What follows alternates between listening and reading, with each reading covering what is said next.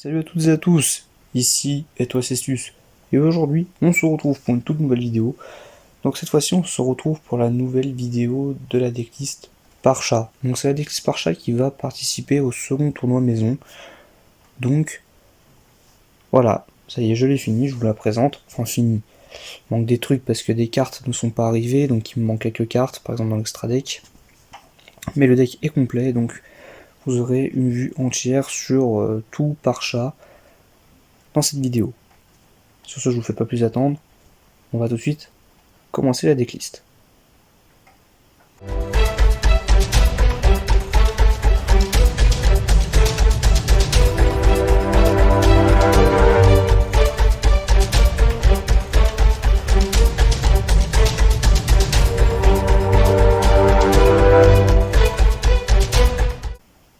Et on va commencer cette decklist par le boss monster, par chat, la chevalier du ciel sacré.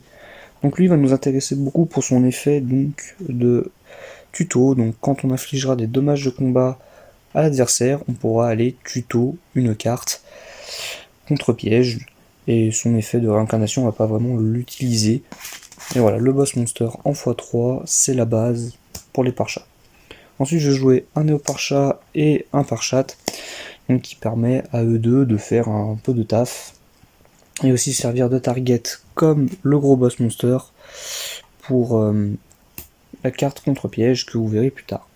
Donc lui, il va gagner des points d'attaque en différence des points de vie que vous avez votre adversaire. Si vous en avez plus que lui, et ben vous prenez l'écart entre les points de vie de l'adversaire et les vôtres et vous le rajoutez en attaque. Il fait perce défense et il pioche une carte. Parchat, lui, il fait juste de la perce défense et fait piocher une carte. Donc voilà, deux autres parchats pour cibler à la carte contre piège. Ensuite, on en a fini avec les parchats, on va passer à un autre monstre qui est en x3, Metziel.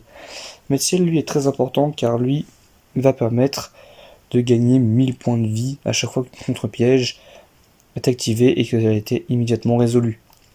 Donc vous gagnez 1000 points de vie, et si le sanctuaire céleste est sur le terrain, vous pouvez encore détruire une carte sur le terrain, ce qui est très très fort pour Metziel.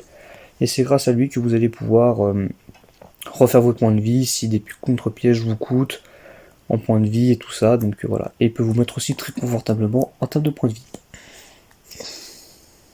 Ensuite, deuxième monstre en x3, on va jouer Minerva. Donc Minerva, savant du paradis, donc qui va nous permettre lui de gagner 500 d'attaque, et si elle a sanctuaire céleste, de récupérer une carte contre piège et la rajouter à la main.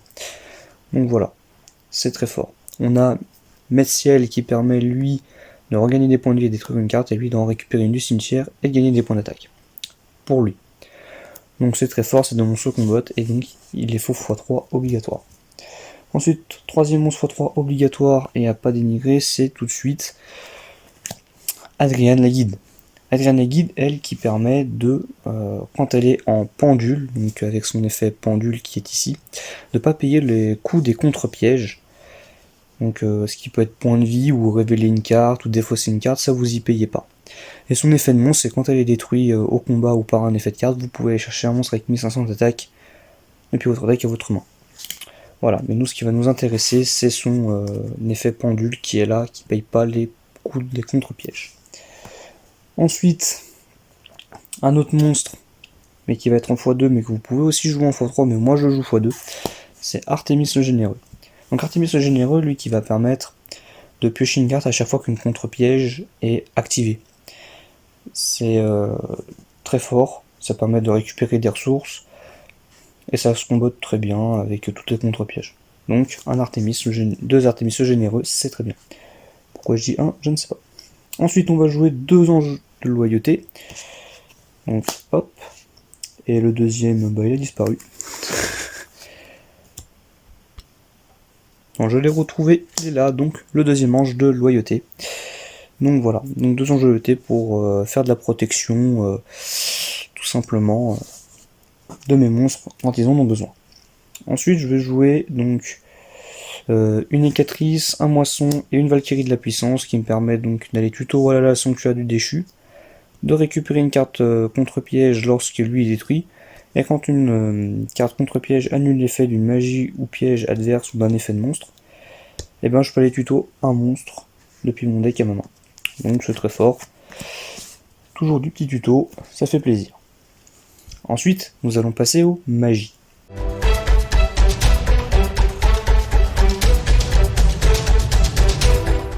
Donc les magies se comptent assez rapidement sur les doigts de la main. On va déjà commencer par un sanctuaire céleste, donc qui permet que quand un monstre elfe est sur le terrain, que si vous avez par exemple Valkyrie de la puissance en mode attaque et qu'un monstre supérieur à vous attaque, bah vous prenez aucun point de dommage. Voilà, ça c'est l'effet de notre sanctuaire céleste. Ensuite, on va jouer 2 Sanctum de Parchat. Donc 2 Sanctum, ce qui fait que Sanctum va permettre de recycler les cartes magie, les cartes contre-piège, pardon, cartes contre-piège et les monstres de type elfe.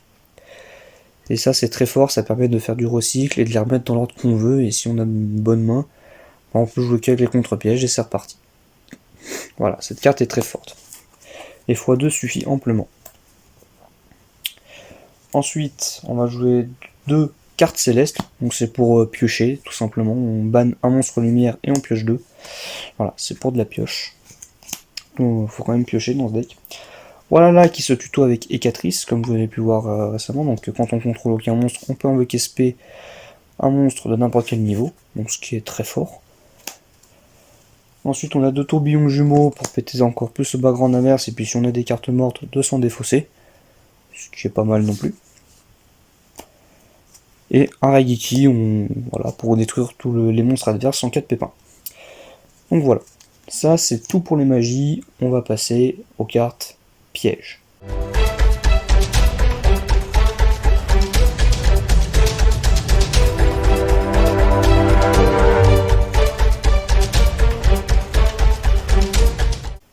Donc les cartes pièges, elles vont être nombreuses.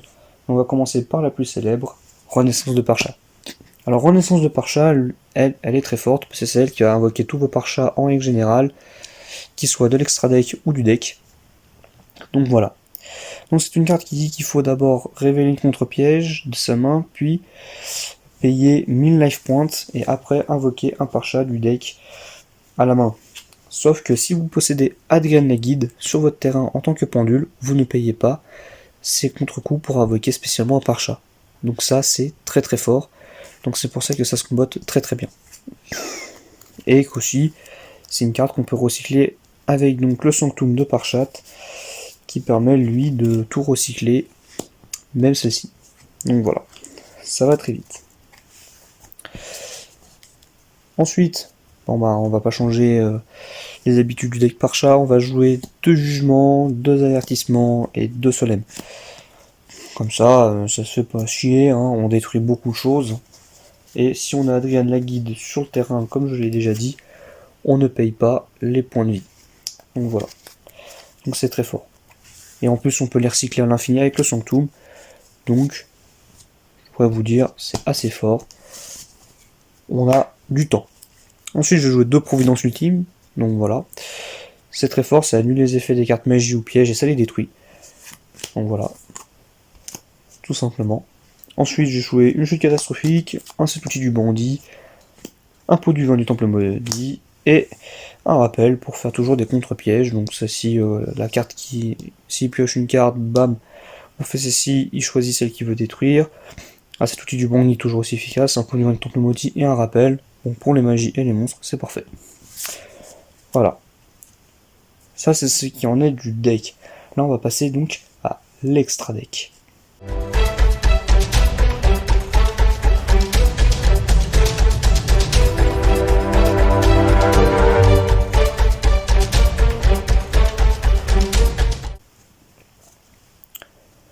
Donc l'extra deck commence assez vite par des petits Xyz, donc on va commencer tout de suite par Castle. Donc Castle, vous l'avez beaucoup vu dans mes decklists. Donc on pète un, on détruit un, et si on détache 2, on envoie un en dessous du deck. Donc ce qui est très fort. Ensuite, un petit Grison des Abysses, un classique pour bloquer les effets cimetières si on n'a pas trop envie qu'ils reviennent et qu'on est dans le bal. On peut le faire, on a beaucoup de monstres au niveau 4, donc c'est bon. Un refaiseur voleur du temps, donc lui je l'ai beaucoup expliqué, donc voilà. Si on détache un monstre, il peut se bannir et revenir à la une phase. Une magie, on pioche une carte, et une carte piège, on peut enlever, on remet une carte en dessous du deck de l'adversaire. Donc c'est très fort, et bien évidemment, il récupère des matériaux à chaque stand-by phase de n'importe quel tour. Ensuite on va passer au Link, donc une petite Oshingan à la mode pour booster nos monstres elfes de type lumière, donc voilà, 500 d'attaque et les darks 400 de défense. Donc c'est très fort, 400 d'attaque et de défense. Une petite Lina pour dire de choper par exemple un Veiler et faire une synchro, donc très fort aussi. C'est très très fort. Ensuite, on va jouer un Phoenix et un Cerbère, donc les deux grands classiques. Le Phoenix pour les magies, piège de l'adversaire et on pioche une carte s'il est collier, et Cerbère c'est pareil mais pour les monstres. Donc voilà, ça change pas du tout, ça c'est un grand classique. Ensuite on va jouer un héros de la lumière mirage, donc qui nous permet lui d'annuler rapidement et de récupérer une contre-piège. Voilà, tout simplement. Ensuite on va passer donc au synchro, donc comme je vous ai dit, on peut avec la petite Lina soit faire un petit dragon rose noir, lui qui demande juste un monstre synthoniseur et un monstre non synthoniseur, tout simplement. Avec le petit Veiler qu'on peut récupérer avec Lina, ça peut être pas mal. Ou on peut faire un Parcha le Chevalier Divin. Mais Parcha le Chevalier Divin, on a une autre manière de l'invoquer, c'est la contre-piège, Renaissance Parcha, qui peut permettre aussi de l'invoquer. Donc voilà, tout ce qui est pour les synchros. Donc là, nous avons une carte qui détruit tout quand elle arrive sur le terrain. C'est juste pour ça que je la joue. Et lui, il fait de la perce def et il nous fait piocher des cartes. Donc voilà, tout simplement. Et ensuite, on va jouer donc les trois derniers, pardon. Parce que oui, il se compte en nombre de 3. C'est Parcha, le Seigneur Chevalier Céleste. Donc, lui, je le mets x3. Bon, j'ai pas la troisième carte, elle n'est pas arrivée à temps. Donc voilà, mais vous le mettez x3. Lui, il est très fort. Donc quand il arrive sur le terrain, on peut défausser une carte et aller chercher le Sanctuaire Céleste. Et l'ajouter à notre main. Et si on a déjà le Sanctuaire Céleste, on peut réitérer l'opération, mais en allant chercher un monstre. Tout simplement. Et c'est déjà très très fort, et vraiment rien à dire. Et en plus ça fait un Parcha de plus qu'on peut réinvoquer avec la Renaissance. Donc vraiment nickel. Sur ce, que la decklist est maintenant terminée, je vais vous montrer les combos du deck.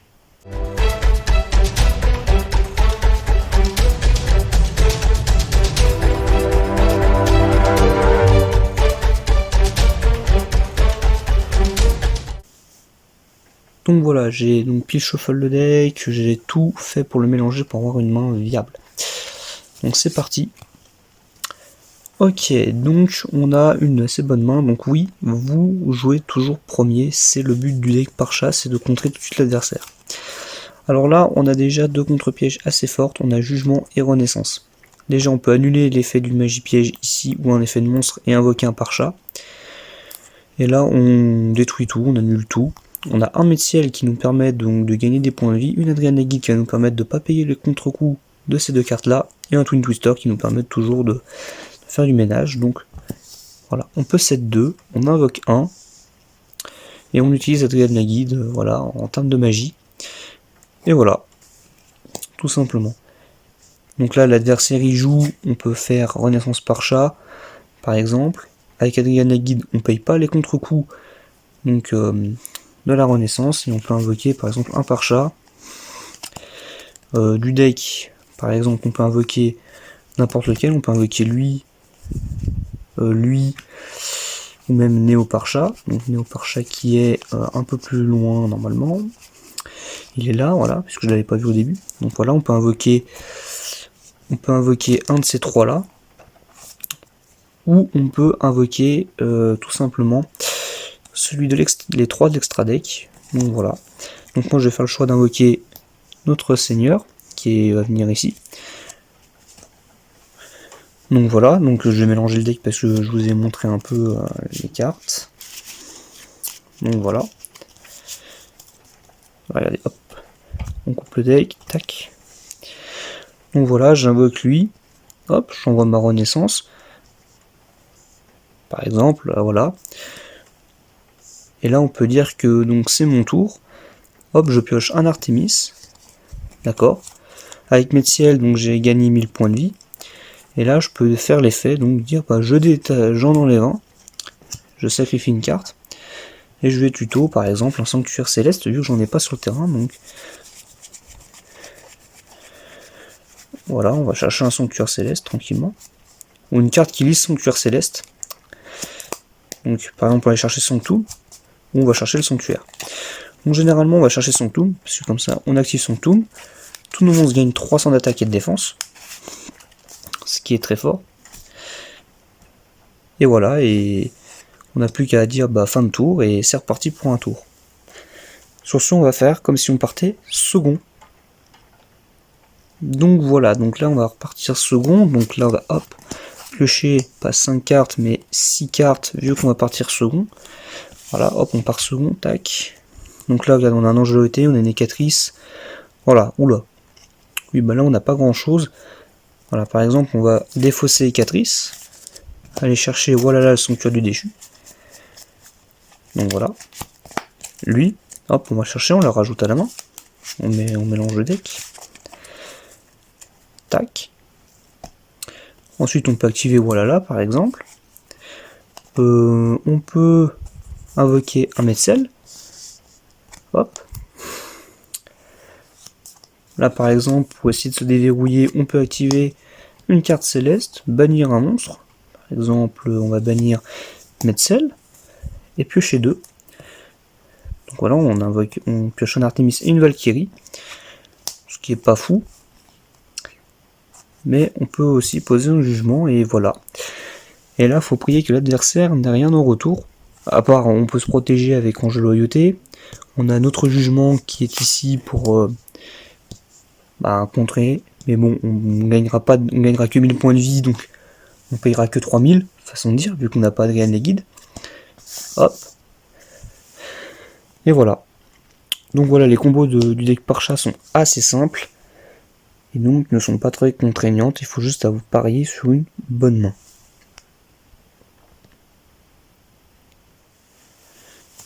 Donc merci à toutes et à tous d'avoir regardé cette vidéo jusqu'au bout. J'espère qu'elle vous aura plu. Donc voilà, j'ai essayé un nouveau concept de vous montrer quelques combos du deck. Je pense qu'il y aura une vidéo qui sera tournée sur ces combos plus précisément, pour vraiment vous montrer un vrai combo. Là je vous ai montré un peu un aperçu de ce qu'on peut avoir, ça dépend tout du type de main et tout. Moi, je pense que je vais refaire une vidéo sur ces combos.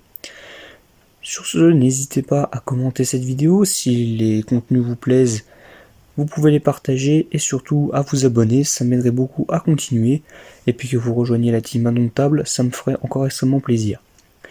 Sur ce, je n'ai plus qu'à vous dire à la prochaine.